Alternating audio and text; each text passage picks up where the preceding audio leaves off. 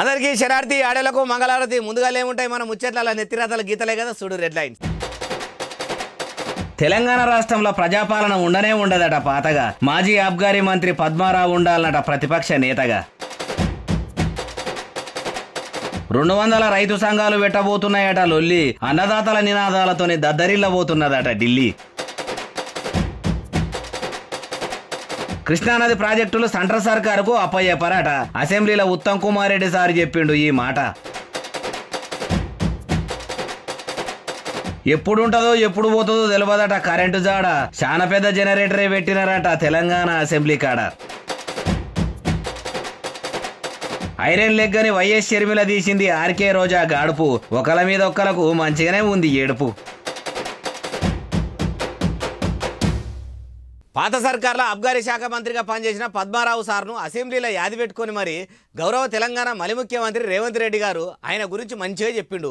అగో పద్మారావు ఉన్నది కారు పార్టీలా, రేవంత్ రెడ్డి ముఖ్యమంత్రి గిరి చేస్తున్నది కాంగ్రెస్లో కదా, ఆయన గురించి ఈయనెందుకు మంచిగా చెప్పే అంటారా? ఇనుండ్రి మీరే. దయచేసి ప్రతిపక్ష నాయకుడిగా పద్మారావు గారు నిజమైన తెలంగాణ ఉద్యమకారుడు, తెలంగాణ కోసం కొట్లాడేటోడు. వారిలాంటి వాళ్ళని పెడితే తెలంగాణ సమాజానికి మేలవుతుంది. ఇన్నరా ఏమంటున్నాడో? ప్రతిపక్షం కుర్చీలా పద్మారావు సార్ను కూర్చుండ పెడితే న్యాయం చేస్తాడు అనుకొచ్చిండు. అప్పట్లో తెలంగాణ లడాయిలా పద్మన్ననే ఎక్కువ మటుకు పోరాటం చేసిండు. అసలు సిసలైన తెలంగాణ బిడ్డ అంటే పద్మారావు అన్ననే. పజ్జన్న అయితేనే ప్రతిపక్షం పెద్ద లీడర్ గా పర్ఫెక్ట్ గా సరిపోతాడని ముసిముసిగా నవ్వుకుంటా రేవంత్ రెడ్డి సారు అనగానే పద్మారావు అన్న ముఖం కూడా ఎక్కదీపమూలనే అసెంబ్లీలో ఎలిగిపోయిందట.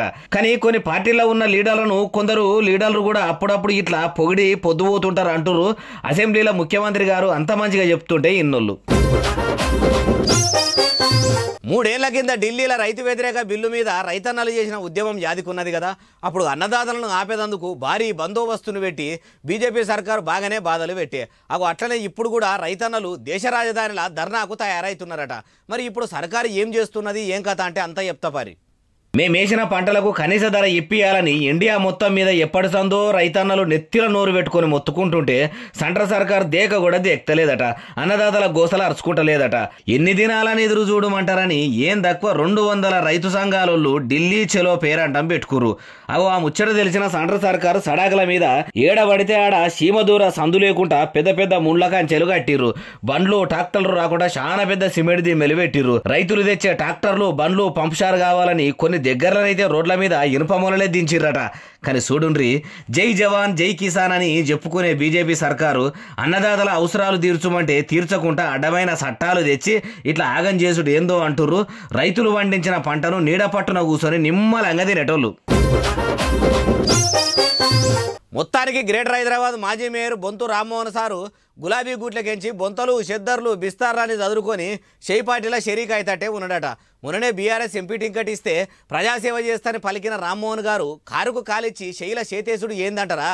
చూడుండ్రి మీరే.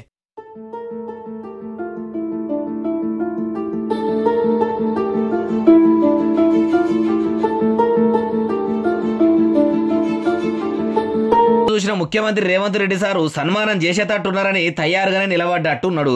బొంతు సారు ఉట్టి శాల్వతోని ఏం పోవాలని పెద్ద పూల గుత్తి కూడా తెప్పించిండు. అది అక్కడ వాళ్ళు బొంతుగారికి అందియక ముందే ముఖ్యమంత్రి సారు ఇయ్యమన్నట్టు చేతులు చాపిండు. హైదరాబాద్ మాజీ మేయర్ కూడా ఎర్రటి పువ్వుల గుత్తి చేతుల్లో పెట్టగానే ముసిముసిగా నవ్వుకుంటా ముచ్చట సురువు చేసిండు. ఏం రామ్మోహన్ అన్న ఎట్లున్నది అంటే, ఏమంట తెలంగాణలో కాంగ్రెస్ అధికారంలోకి వచ్చిందో కారకథనే ఒడిచిపోయే కాడికి వచ్చింది, అందుకే షే పార్టీ సోపత్ చేయాలనే వచ్చినా అన్నాడు కావచ్చు అంటూరు ఈ ముచ్చట తెలిసినోళ్ళు. కృష్ణానది మీద కట్టిన ప్రాజెక్టులను సెంట్రల్ సర్కారుకు అప్పచెప్తలేమని నీళ్ల మంత్రి ఉత్తమ్ కుమార్ రెడ్డి సారు నిలబడి మరీ అసెంబ్లీలో అందరికీ చెప్పుకొచ్చిండు. కాంగ్రెస్ ప్రభుత్వం కావాలనే కేంద్రానికి అప్పచెప్పింది, మళ్ళా రైతులను ఆగం చేసిందని ప్రతిపక్ష పార్టీ లీడర్లు అంటున్నారు. మరి ఉత్తమ్ కుమార్ ఉత్తుత్తగా అన్నాడా, నిజంగానే అన్నాడా అంటే అరుచుకుందాం పారి. This house hereby resolves that the government of Telangana shall not hand over control of common projects to KRMB unless the conditions put forth by the state have been fulfilled, which are as follows. ఇన్నరా మాజీ captain sir ఏమంటున్నాడో, మలి సర్కారు పెట్టిన అన్ని షరతులను central సర్కారు ఒప్పుకుంటేనే తప్ప ప్రాజెక్టులను ఇచ్చేదే లేదని గట్టిగానే చెప్పిండు. కాబట్టి కాంగ్రెస్ ప్రభుత్వం ఖచ్చితంగా కేఆర్ఎంబీకి నీళ్ల డ్యాంలను ఇయ్యది. ఏడికాయ తాడికాయ రాష్ట్రానికి రావాల్సిన నీళ్లన్నీ బరబ్బరు కొట్లాడి తీసుకొస్తామని అనుకొచ్చిర్రు. అట్లగిట్లా నీళ్లు వచ్చి పంట పొలాలు వారి అలుగులు దుంకుతే మంచిదే కదా అంటున్నారు ఈ ముచ్చట తెలిసినోళ్ళు. బండి సంజయ్ అన్న బంతి ఆట ఆడుతున్నాడు అంటే క్రికెట్ ఆట కాదు, వాలీబాల్ ఆడుతున్నాడు. సారు ఒక్కొక్క సర్వీస్ ఇస్తుంటే బాలుకే బయలుగా అమ్ముతున్నాయట. ప్రజాహిత యాత్ర చేస్తున్నానని తల్లి పాదాలకు మొక్కి పాదయాత్ర సురువు చేసే నువ్వేందే షెండాట ఆడుతున్నాడు అంటున్నావని చెప్తున్నావు అంటారా? పాదయాత్రలో భాగంగానే ఆడుతున్నాడట.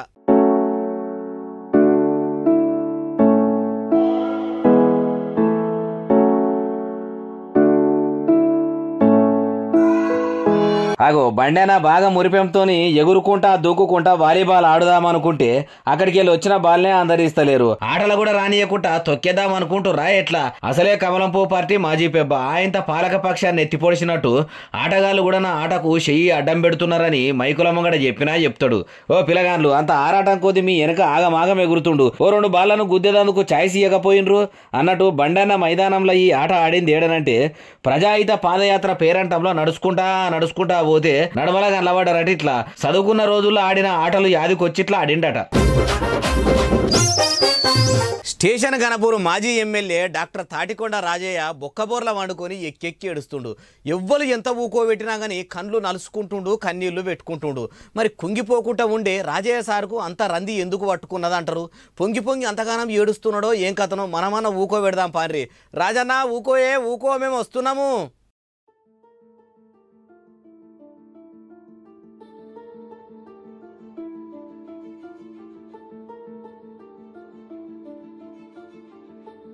అయ్యయ్యయ్యో గుండె ధైర్యానికి మారుపేరు లెక్క ఉండే రాజయ్య గుండె వలిగి ఏడుస్తున్నాడు. కండ్లపొంట నీళ్లు కాల్వలయ్యే వారుతున్నాయి. స్టేషన్ గణపూర్ మాజీ ఎమ్మెల్యేకి వచ్చిన ఈ కన్నీటి కష్టము ఏ పాలకునికి పగోనికి కూడా రావద్దు అనిపిస్తలేదు. మరి ఏమైంది? ఏమన్నా పెయిల నొప్పులు ఎక్కువయ్యి ఏడుస్తున్నాడా? ఇంటికాడ ఎవరైనా తిడితే ఆ మాటలన్నీ మనసుల మెదిలి తలుసుక ఏడుస్తున్నాడా అంటే కాదు కాంగ్రెస్ లో షరీకైతా అని మల్లికార్జున్ ఖర్గే సార్ను కలిసేదందుకు పోయిండట. రాజయ్య గారి శిల్పి భాగవతం తెలిసి కాంగ్రెస్ వాళ్ళు కానగూడ అంతలేరట. నేనేం తప్పు చేసినా అటు కారోళ్ళుగా అంతలేరు, ఇటు కాంగ్రెస్ వాళ్ళు దెక్తలేరు, అటు కాకుండా ఎటు కాకుండా అయితేనని ఇట్లా ఢిల్లీలో డీలావడి గోడున ఏడుస్తుండని ఈ వీడియో ఇంటర్నెట్ లో దింపుతుండ్రు. కొడంగల్ మాజీ ఎమ్మెల్యే పట్నం నరేందర్ రెడ్డి పానమున్నంత సేపు కూడా బీఆర్ఎస్ను ఇడిచేదే లేదు, సచ్చేదాకా కూడా కేసీఆర్ సార్తోనే ఉంటా అంటున్నాడు. అగో ఇప్పుడు ఆయన ఎవరు పార్టీ మారుమన్నారు అంటారా? అన్నతోని కలిసి నువ్వు కూడా పార్టీ మారుతున్నావట అన్నారట ఎవరో. అగో ఆ ముచ్చట చెవుల పడంగానే ఇగో ఇట్లా చెప్పుకొచ్చిండు. చాలామంది అడుగుతా ఉన్నారు, కార్యకర్తలు ముఖ్య నాయకులు సోదరుడు పార్టీ మారింది కాబట్టి మీరు మారుతారా అనేది మొట్టమొదట దానికి ఎన్నికలకు ముందు కూడా చెప్పినాం. పార్టీ మారుతారంటే మారమని చెప్పినాం, ఇప్పుడు కూడా చెప్తున్నాం. బీఆర్ఎస్ పార్టీలే కొనసాగుతాం. కేసీఆర్ ఉన్న రోజులు పార్టీలో ఉంటాం. ఇన్నరా ఇంతమంది కార్యకర్తల నడుమ కూర్చొని పార్టీ మారే ప్రసక్తే లేదని పక్కాగా చెప్తున్నాడంటే మారేటట్టు లేడా అంటే ఏమో రాజకీయం లీడర్ల మాటలు అంత జల్దిన అర్థం కావు. ఇట్లా చాలా మంది లీడర్లు చాలా సార్రా ఇట్లనే చెప్పి జంపు జిలానిలా ఇర్రు. వాళ్ళ కథ ఎట్లున్నా గానీ కేసీఆర్ సారు ఉన్నన్ని దినాలు కారులకించి కాలు బయట వెట్ట అంటున్నాడంటే నిజంగా పట్నం నరేందర్ రెడ్డి మాట మీదనే ఉండేటట్టుండు అంటుర్రు. ఈ ముచ్చట తెలిసి గులాబీ రంగును గుండెల నిండా దింపుకున్నోళ్ళు. మరి పట్నం మహేందర్ రెడ్డి కూడా ఇంటామెతోని కార్లకెళ్లి దిగిపోతాడా అంటే ముఖ్యమంత్రిని కలవనైతే కలిసిండు గాని ఏమో ముందట చూడాలంటారు ఈ ముచ్చట తెలిసినోళ్ళు.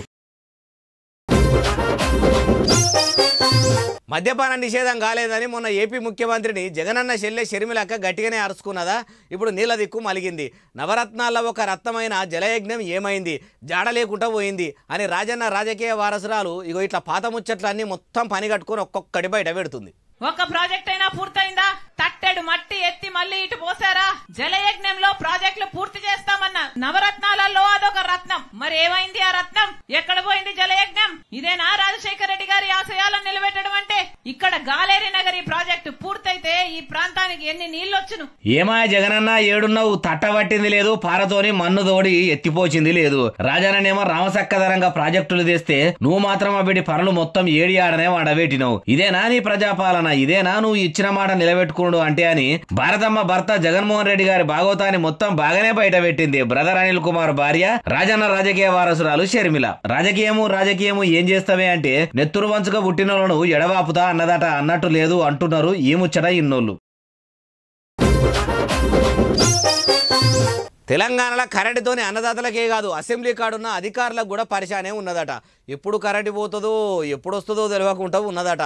అందుకే అసెంబ్లీ కాడ కాంగ్రెస్ నాయకులతోని మాట రావద్దని షై సర్కార్ ఆఫీసర్లు ఎంత మంచి ఇగురం చేసిరో చూస్తే వరెవ్వా అధికారులు అంటే అధికారులు ఇట్లుండాలి. అధికారులు అంటే అన్నదాతలకు మోటార్లకు కూడా ఇసొంటి సప్లైలు చేస్తే సూపర్ ఉంటుంది అంటారు. అంత పెద్ద జనరేటర్ కిరాయికి తెచ్చిర్రో మరి కొన్నారో తెలియదు కానీ తొడిమెలేని కాయ తొప్పుక్కున రాలి పడ్డట్టు కాంగ్రెస్ సర్కార్ల కరెంటు ఎప్పుడు పోతుందో ఎప్పుడు వస్తుందో ఏమేరక అని అసెంబ్లీలో మైకులు కట్టు కాకుండా లైట్లు ఆరిపోకుండా ఈకమతి చేసినట్టున్నారు కదా. కానీ రైతులకే కరెంటుతోని గోసలు ఉన్నాయి అనుకుంటారు కానీ అసెంబ్లీలో ఎమ్మెల్యేలకు కూడా గోసలే ఉంటాయి. వాళ్ళ సర్కార్ల వాళ్ళకే కరెంటు ఎప్పుడు వస్తుందో ఎప్పుడు పోతుందో తెలియకుండా ఉన్నది అంటున్నారు. ఈ వీడియోను ఇంటర్నెట్ లో దింపుకుంటా వైరల్ చేస్తున్నోళ్ళు.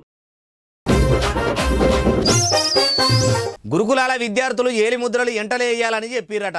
ఆ ముచ్చట తెలిసిన విద్యార్థులు పిల్లాజలను వేసుకొని వస్తే వచ్చిన వాళ్ళకు మాత్రం గోసున్నదట. ఒకటే పారి అందరికీ చెప్పేవరకల్లా వాళ్ళ అవస్థలు చూడుండ్రి ఎట్లున్నాయో. ఇట్లా ఒకటే పారి ఎందుకు పెడతారో ఇంతమందిని ఎందుకు పరిశాన్ చేస్తారో ఏమో పోన్రి.